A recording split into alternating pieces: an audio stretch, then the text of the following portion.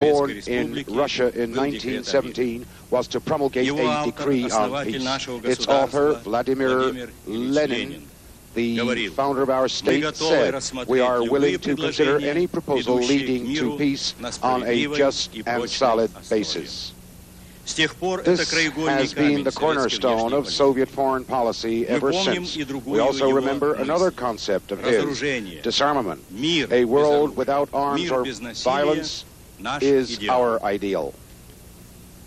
Today, regrettably, the risk of a nuclear catastrophe persists. It is still formidable, but we believe in man's ability to get rid of the threat of self-annihilation. We are encouraged by the growing awareness in the world of the nature of the existing peril which has confronted humankind with the question of its very survival. The sacred human right to live has now taken on a new global dimension. And this is what must always be in the minds of, above all, political and government leaders invested with power by the will of their peoples. The people is not an abstract notion. It is made up of individuals, and each one of them has the right to life and the pursuit of happiness. The treaty just signed in Washington is a major watershed in international development. Implications go far beyond what has actually been agreed upon. Our passage to this watershed took us through lengthy and intense arguments and debates, overcoming long-held emotions and ingrained stereotypes. What has been accomplished is only a beginning. It is only the start of nuclear disarmament. Although, as we know, even the longest journey begins with a first step. Moving ahead from this start will require further intensive intellectual endeavor and honest effort, the abandonment of some concepts of security which seem indisputable today, and of all that fuels the arms race. In November 1985, President Reagan and I said in Geneva that nuclear war could never be won and should never be fought. We also said that neither the Soviet Union nor the United States sought nuclear superiority. This enabled us to take the first step up toward a platform of common endeavor. Geneva was followed by Reykjavik, where a fundamental breakthrough was made in our perception of the process of nuclear disarmament. That is what made possible both this treaty and a substantive consideration of other issues related to the nuclear confrontation. We give credit to our American partners. Together, we gained the experience that will help seek solutions to even more challenging problems of equal and universal security.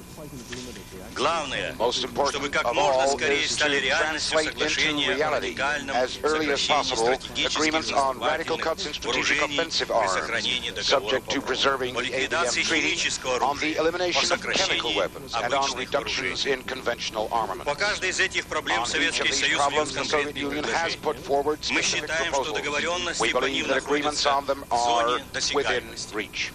We are hopeful that during next year's return visit of the United States President to the Soviet Union, we will achieve a treaty eliminating practically one-half of all existing strategic nuclear arms. There is also a possibility of agreeing on substantial cuts in conventional forces and arms in Europe, whose build-up and upgrading cause justified concern.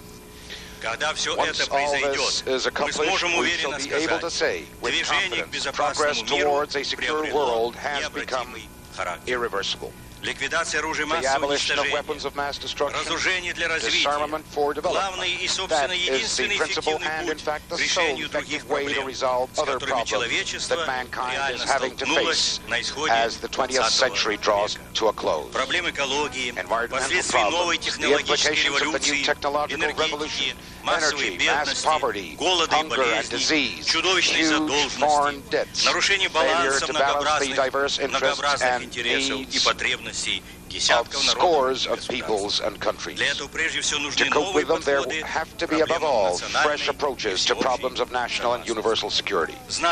I know that with the signing of the treaty on intermediate and shorter-range missiles, some politicians and journalists are already speculating as to who has won.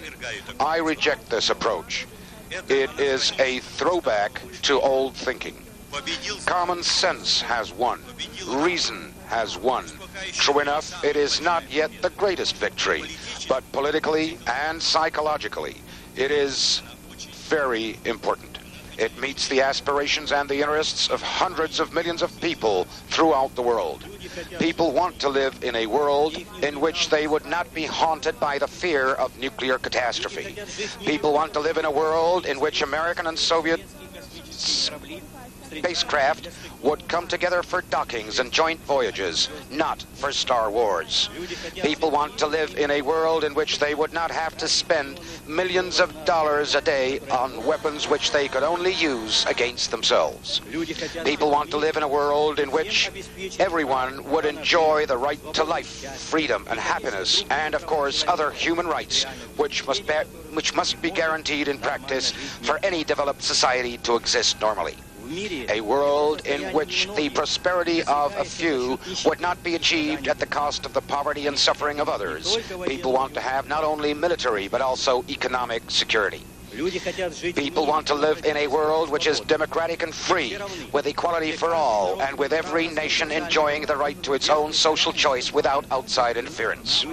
People want to know the truth about each other, and to feel, at long last, the great universal kinship of nations, ethnic groups, languages, and cultures. Can such a world be built? We in the Soviet Union are convinced that it can. Yes, it can, but this requires a most radical restructuring of international relations. To move towards such a world, there has to be creative courage, new thinking, and a correct assessment of and regard for the interests of other nations, as well as one's own economic capabilities and interests. There has to be political will and a high sense of responsibility. We in the Soviet Union have initiated a process of reassessing what has been achieved and of developing a new program of action, and we are implementing it. This is what we call perestroika. We have undertaken it without hesitation, for we realize that this is what our time demands. We have undertaken it because we want to elevate our society, speed up its development, make it even more democratic and open, and release all of its potential, so as to improve materially and spiritually the life of our people. Our confidence in the future of our country and our conviction that a secure and civilized world can be built are organically interrelated. On behalf of the Soviet leadership and of our entire people, I declare, in international affairs we are acting and will continue to act responsibly and seriously. We know what our interests are, but we seek to accommodate them to the interests of others, and we are ready to meet each other halfway as equals. The President and I have 3 days of intensive and important work ahead of us. Our talks are already underway. For our part, we will try to do all we can to achieve results, substantial results. Thank you.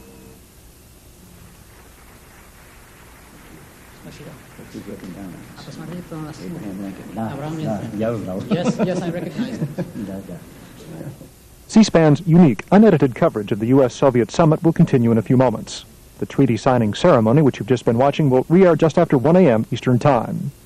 Included in the hundreds of people covering the summit is Alexander Shalnev, Washington correspondent for the Soviet newspaper Izvestia. We talked with him about the summit.